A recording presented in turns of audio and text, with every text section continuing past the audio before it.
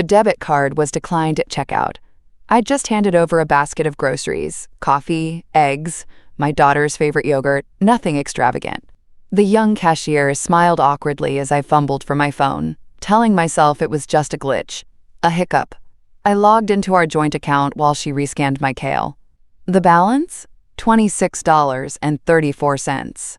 My heart dropped like a stone. That account should have had nearly $148,000. Our retirement fund, our emergency savings, all bundled into that one careful, conservative, shared nest egg. "Do you want to try again?" the cashier asked, voice gentle. I shook my head. I'll come back. I forgot my other card. I left the cart and walked out into the freezing air of that Kroger parking lot, blinking hard. The wind slapped my cheeks. Somewhere behind me, the automatic doors slid open and closed. The world kept moving. I stood still. I'm Linda Marks, 52 years old, and until 3 minutes ago, I thought I was married to a decent man. Back in my car, hands trembling, I opened our online statements. The withdrawal started 3 days ago. Large chunks pulled out in rapid succession. $4,500 to a hotel in Tampa. $14,200 to a luxury jeweler. $600 at a spa I'd never heard of. And then, worse than the numbers, was the name on one of the charges. Amber Ellis. That's when my stomach turned. Amber was the, quote, social media consultant Ron had hired last spring for his detailing business. She was also 32, tan, flashy, and had once called me Mrs. Marks, like I was her mother-in-law. Now, it seems, she was something else entirely. And Ron? Well, he'd made a serious mistake. Because while he may own the business, I file the taxes. Always have. And what he didn't know, what he'd never bothered to care about, is that I know where every dollar lives. Every single one. When I got home, Ron was in his usual spot, reclined in the leather armchair, beer sweating on the end table, some cable news anchor yammering in the background. I stood there in the doorway watching him, the man I'd been married to for 30 years, the man who once picked me up in his beat-up Chevy, beaming because he'd had it cleaned just for me. The same man who now smelled faintly of cologne I didn't buy and suntan lotion I hadn't used since our trip to Myrtle Beach in 2015. I held up my phone. The grocery card was declined. He didn't even look up. Huh. Probably a glitch. I'll check later. I kept my voice steady. There's less than $30 in our account. That got his attention. He blinked. Oh, yeah, it's just business stuff, babe. Couple payments shuffled around. It's all under control. I nodded slowly, like I bought it. Like I didn't already have the receipts. Literally. I pulled up the charge from the jewelry store and tapped to expand the merchant details. It was a place in Tampa. An exclusive boutique, the description read. Then I opened Amber Ellis's Instagram. She had over 10,000 followers and posted like it was a full-time job. And there it was. Her latest story. A velvet box. A glistening tennis bracelet. Captioned, "When he says you deserve everything, and he means it." Gem red heart, hashtag Tampa vibes, hashtag spoiled girl, hashtag love him. She tagged him. I clicked his profile and saw his face in the next photo, smiling wide, shirtless, arms wrapped around her by a pool I didn't recognize. I'd skipped a girls' trip to Sedona last year because Ron said we needed to max out our IRA contributions. I canceled my 50th birthday weekend because we should be smart about the future. He let me eat frozen burritos while he bought a $14K bracelet for a woman who hashtags her selfies #Ulvelup. You spent our retirement, I said. He frowned. It's not just yours. That's our money, Linda. I'm growing the business. You said yourself it needs a fresh face. Amber's helping with marketing. Is she helping with hotel bookings too? I snapped, voice shaking. Because you spent over $5,000 at the Royal Sands Spa and Suites. He had the audacity to roll his eyes. Linda, don't get all crazy on me. It's complicated. Look, I just need space, all right? We've been coasting. You don't even try anymore. Maybe I need to figure things out. There it was. The line. You don't even try anymore. He said it like I hadn't spent 3 decades trying to keep everything afloat. Every birthday cake baked. Every account balanced, every oil change booked, every missed celebration chalked up to supporting his dream. I said nothing, just turned, walked to the garage and shut the door behind me. Then I went straight to the shelf behind the washer and pulled out the old recipe tin where I kept things he'd forgotten about. Inside, beneath faded cards and holiday coupons, was my old business card from Jensen and Powell CPAs. Before I was a school secretary, I spent 9 years doing corporate bookkeeping and personal taxes. He didn't know that, because he never asked, but he was about to find out. I hadn't opened that Excel file in years, but it was still there, right where I'd left it, tucked into a flash drive shaped like a kitten of all things. A stocking stuffer from Kelsey back when she was in high school. The file opened with a soft chime. Household _ ledger _ LM _ 2004. XLSX. Every tab was a year. Every year was color-coded. Every dollar we'd earned, spent, saved, or invested, all right there, from Kelsey's orthodontics to Ron's first commercial buffer for the detailing shop. Every check, every bonus, every line item. He used to joke that I was obsessive, called me the spreadsheet queen. I wore it like a crown. And now, that crown was going to be his noose. I scrolled through years of figures until I got to the retirement account. There it was. Roth IRA opened in 2010, with a tidy trail of deposits from my paycheck, not his. Withdrawals were rare, only once, in 2015, when Kelsey needed help with college housing. But the most recent entry? A withdrawal for $74,863.10, signed electronically, under my name. Only it wasn't my signature. I opened my filing cabinet and pulled the hard copy of my signature card for that account. Matched it side by side with the withdrawal form he'd used. The loops were wrong. The slant off. It was a sloppy imitation. Someone who'd seen my name scribbled on birthday cards and thought they could forge it. Ron had forged my name. To empty our retirement. For his mistress. I felt heat crawl up my neck. My hands were icy, but my spine was fire. I should have been crying. I should have been shaking. But instead, I felt clarity. Sharp and cold and brilliant. I knew what I had to do. I called Janet Abrams, my old mentor from the CPA firm. She retired 5 years ago, and now splits her time between grandkids and forensic accounting seminars for fun. She picked up on the second ring. Linda Marks. As I live and breathe, I didn't waste time. Janet, I have a question for you. Let's say a husband forges a wife's name to withdraw funds from a joint retirement account. And let's say that same husband's business has a creative approach to deductions. Would the IRS care? Janet paused, then gave a small, dangerous laugh. Oh, honey, they'd throw a party. By midnight, I had a full folder labeled Marks _Ron _evidence. It held screenshots of Amber's bracelet post, the forged withdrawal form, copies of 5 years of business tax returns I'd filed under Ron's name. Returns I now knew included at least a dozen false deductions. And my spreadsheet, the holy grail. I'd also started an email draft to Kelsey, not to send yet, just to prepare. Because when the truth came out, I didn't want her hearing it from Facebook posts or her father's twisted version. She was getting married next spring, and I wasn't going to let Ron walk her down the aisle wearing a Rolex paid for with my future. 3 weeks later, he moved out. No fight. No drama. Just a Sunday afternoon declaration while I was folding towels. I need space. I'm getting my own place for a while. Don't make this harder than it has to be. He packed 2 duffels and his golf clubs. Didn't ask about the bills. Didn't notice the photocopied tax returns I'd left in the bottom drawer, now quietly missing. Fine, I said. Take all the space you need. He kissed the top of my head like a favor and walked out the door.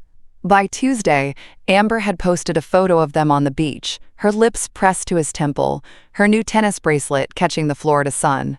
The caption? With my man in Tampa. #finally happy. I stared at the screen, coffee in hand, in the school office break room. Tina, my coworker and unofficial best friend, looked over my shoulder. Is that your Ron? She asked, blinking. I nodded. Guess he found happiness. Tina narrowed her eyes. Honey, She's got a tongue ring and a spray tan thicker than drywall.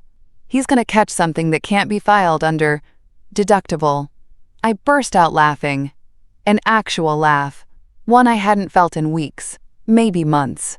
That weekend, I boxed up the rest of his things. 2 trash bags for clothes, a small tote of golf balls, and the trophy he won at the Kiwanis Club charity car wash 3 years ago. Tina let me store it all in her garage. I'll tell him he's got 30 days, I said. After that, it's going to Goodwill or the garbage.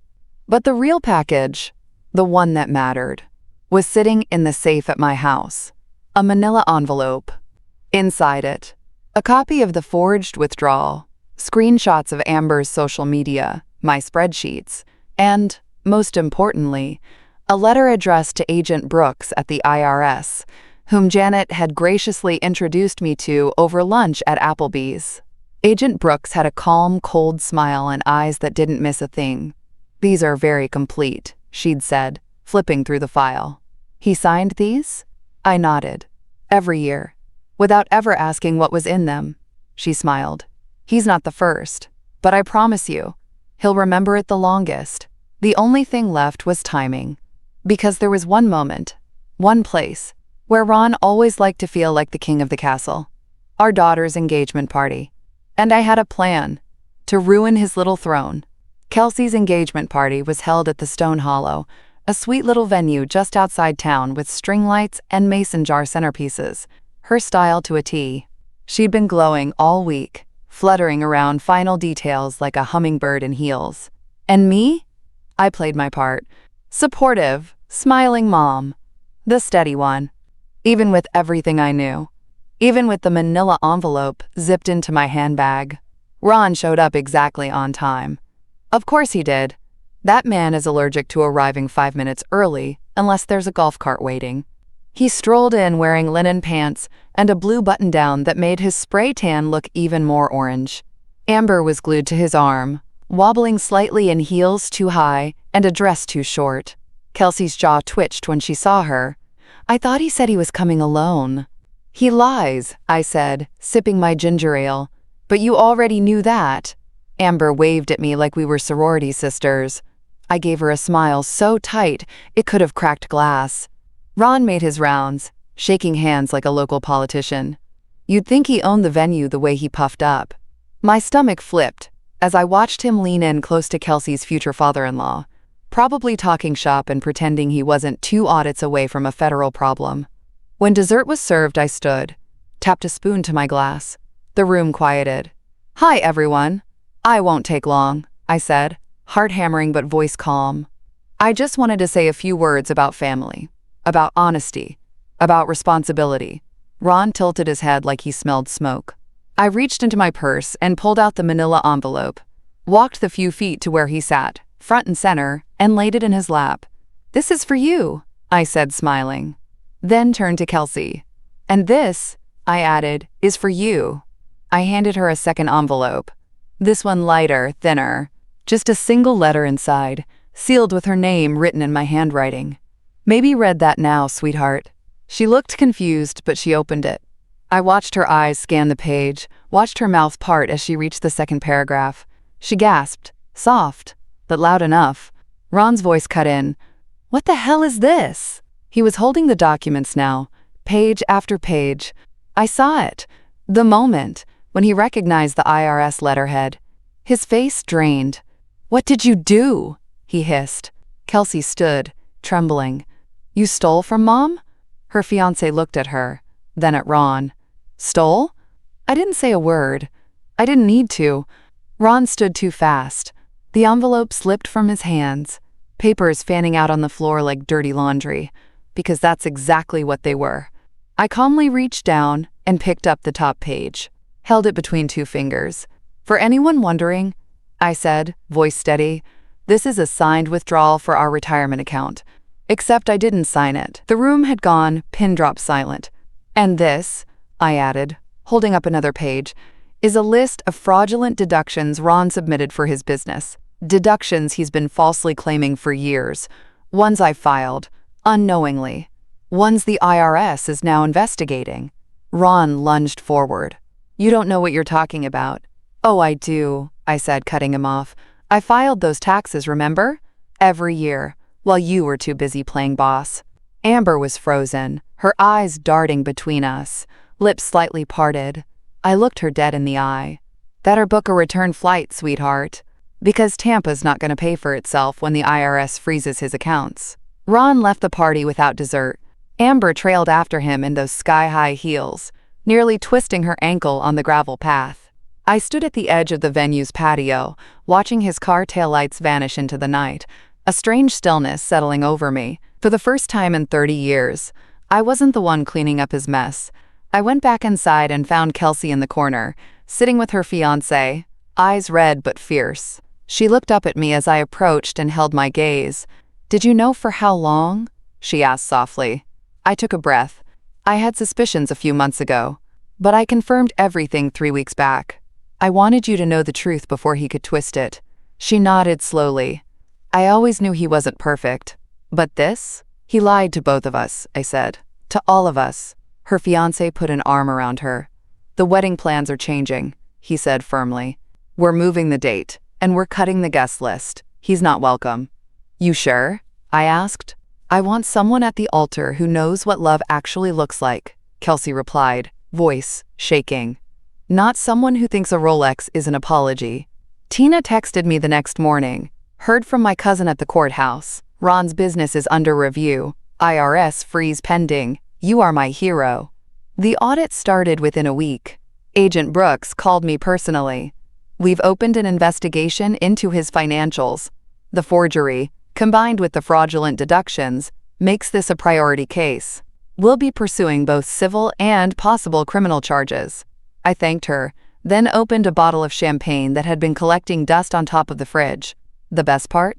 Amber dumped him within 5 days of the audit letter arriving. How do I know? She posted a now-deleted story. "Some men sell you dreams with stolen money. I prefer men with real credit scores. Scissor." That same week, I started getting curious calls from Ron's so-called friends. The ones who used to slap his back at barbecues and call me the real boss, behind the grill. "Hey Linda, haven't seen Ron at the club lately. Everything all right?" "Oh," I said sweetly. "He's just busy cooperating with federal investigators." The silence on the line? Delicious. And just like that, the golf invites dried up. His phone stopped ringing. His world shrank from beachside brunches and business lunches to a one-bedroom rental near the highway and court-mandated meetings with a CPA he had to pay out of pocket. I didn't have to lift a finger. He did it all himself. I just kept the records. The thing about men like Ron, they build their lives like sandcastles, flashy, fragile, and entirely dependent on the tide not changing. But the tide was changing fast. 3 weeks into the audit, I heard through Tina, who heard through her cousin's boyfriend, who used to wash Ron's truck, that the IRS had frozen his business accounts. His detailing shop? Shuttered. The website? Temporarily under maintenance. His precious supplier credit lines? Revoked overnight. I imagine it hit him hard the morning he tried to gas up that chrome-plated pickup truck, and the card declined. Again. Only this time, he wasn't at Kroger.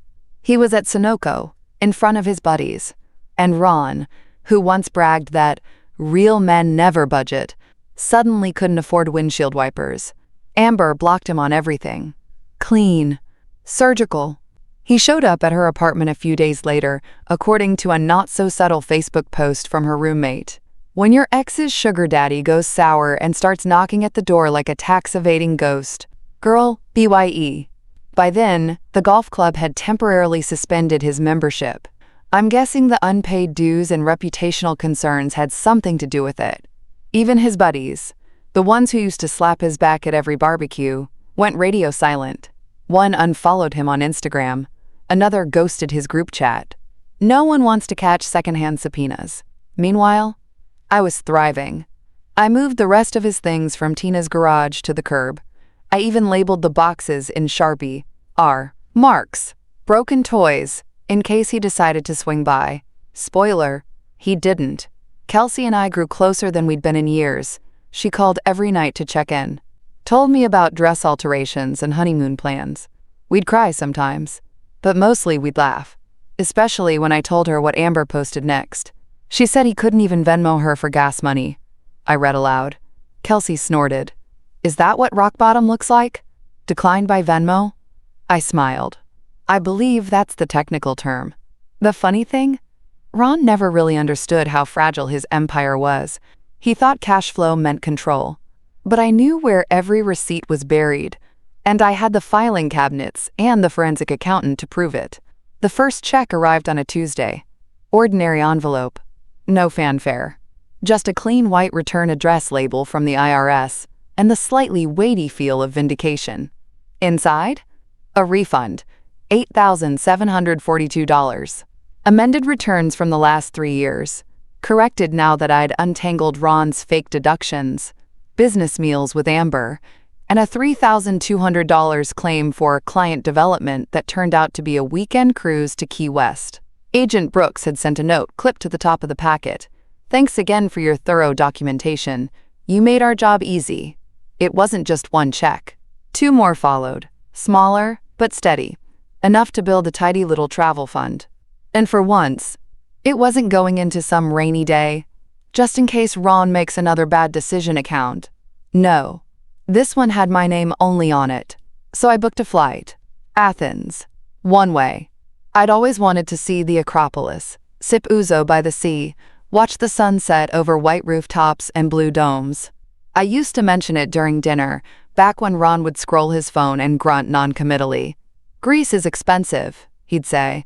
Maybe someday, after we retire. Well, guess what? He retired my funds for me, so I took what he hadn't torched and left. I posted the photo at the perfect moment. Perched on a balcony in Santorini, the Aegean stretching out behind me like a silk ribbon, glass of wine in hand, wind teasing my hair. Caption? Finally, happy. Nizar Amulet Airplane Greece, Kelsey commented with a dozen heart emojis. Tina texted immediately. Girl, he is going to choke. Later that evening, I sat in the courtyard of a taverna, fresh olives and grilled octopus on the table, soft music floating through the stone alleyways. For the first time in years, I felt something I couldn't name at first, and then I realized it was peace. Not relief, not revenge, freedom, pure and delicious. I took a sip of wine and smiled to myself, because somewhere back home, Ron was probably refreshing his bank app, wondering where it all went wrong.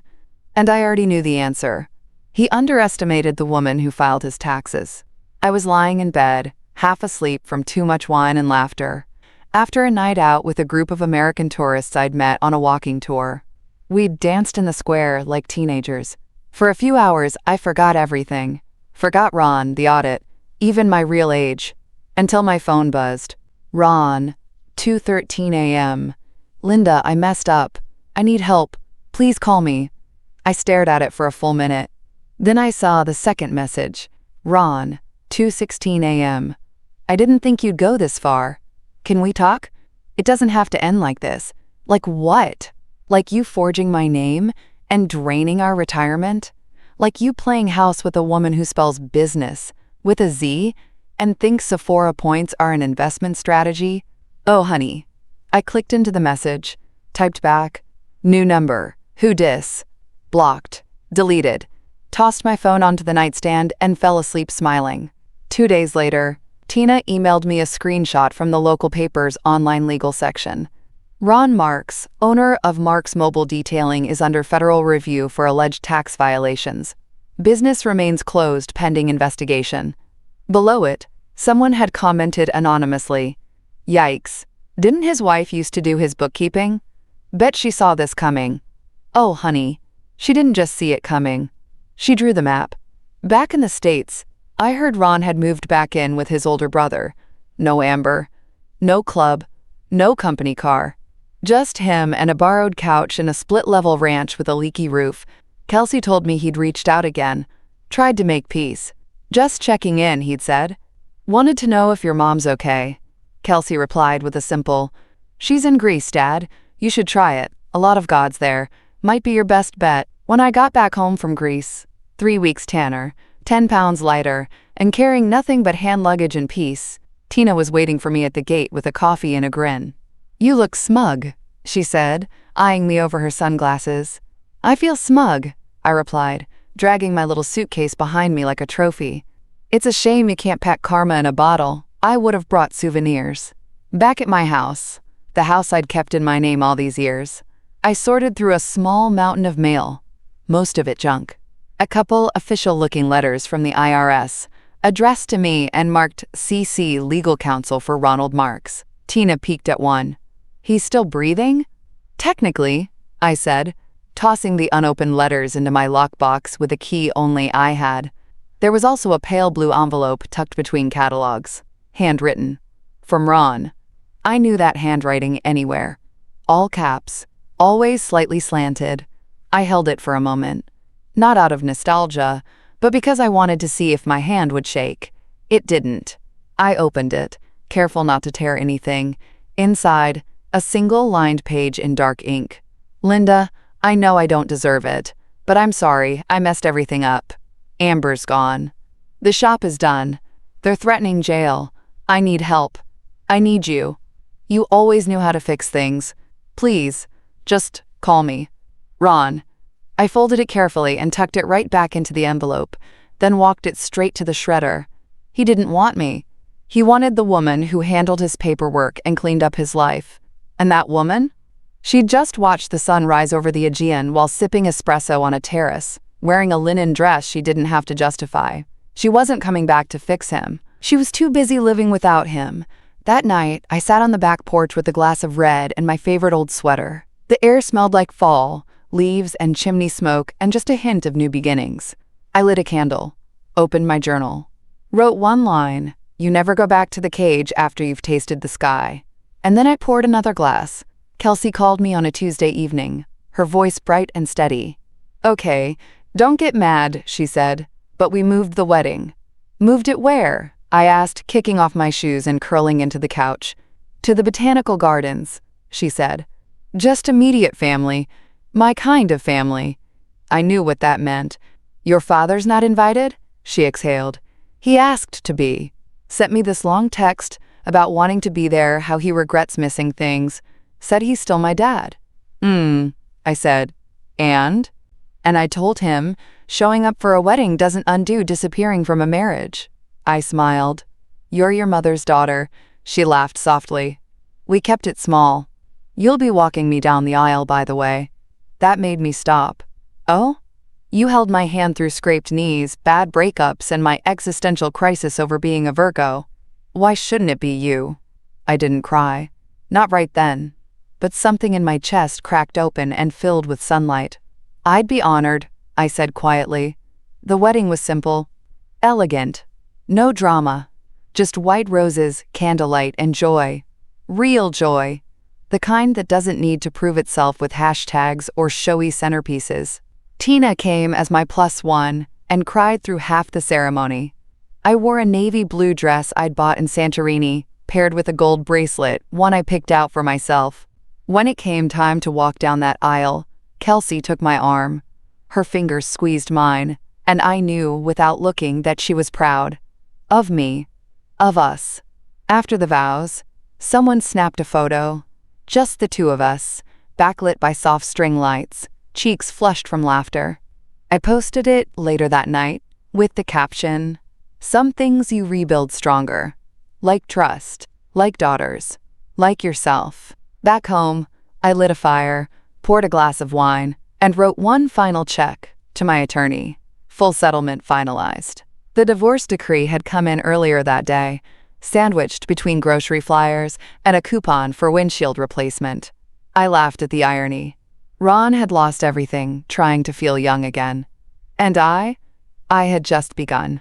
6 months to the day after my card was declined at Kroger, I woke up in my house, in my bed, wrapped in a quilt my mother stitched the year Kelsey was born. The same house Ron once told me I'd probably want to sell when we downsize. He used to say that it was inevitable, like I'd need his permission. But now? His name was nowhere near the deed, never had been.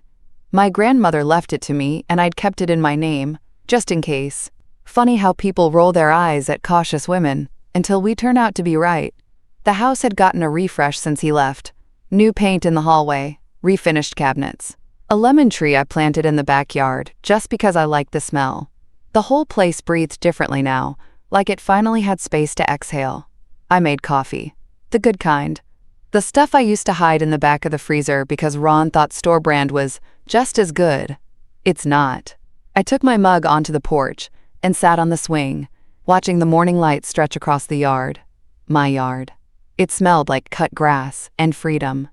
And then, like clockwork, my phone buzzed. Unknown number. I let it ring. Then another buzz. A text this time. I opened it. Unknown. I know you hate me. I don't blame you. But I'm losing everything. Could you please just tell the IRS I didn't know what I was signing? I stared at the screen. Then typed back, slowly. You didn't know because you never bothered to ask. Actions have consequences, Ron. This is yours. Good luck. Then I hit block. Again. That afternoon, I opened the envelope from the refund check I hadn't even realized was coming. Another $1,500. A final cherry on top. You know what I did? I walked straight into the local travel agency, yes, they still exist, and asked where a woman could go for 3 weeks of sun, scenery, and not a single man named Ron. The agent smiled and said, Bali. I booked it, paid in full, no joint account needed. As I packed my bag, linen, not leather, I found an old receipt tucked inside the pocket of a jacket I hadn't worn since last spring. A grocery receipt. The one from the day my card was declined. I almost tossed it. But then I smiled, folded it gently, and slipped it into the journal I'm keeping now. Not as a reminder of betrayal, but as the moment the house won. Because sometimes, the best revenge isn't destruction, it's survival.